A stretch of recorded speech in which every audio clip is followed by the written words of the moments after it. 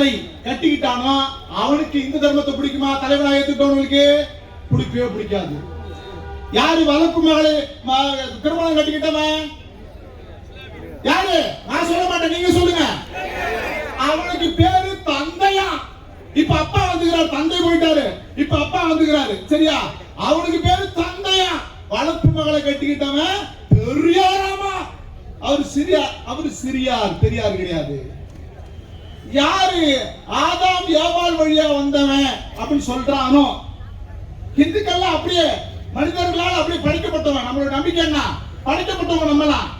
யாரு ஆதாம் வழியா பிறந்தவன் நம்புறானோ அவனுக்கு எது பிடிக்காது? சனாதனம் பிடிக்காது. தன்னை கிறிஸ்தவன் என்று அறிவித்துக் கொண்டார் உதயநிதி. நான் சொல்லல, அவர் ஆதாம் ஏவாள் வழியா வந்ததா சொல்றாரு. நான் சொல்லல, அவர் தான் சொல்றாரு.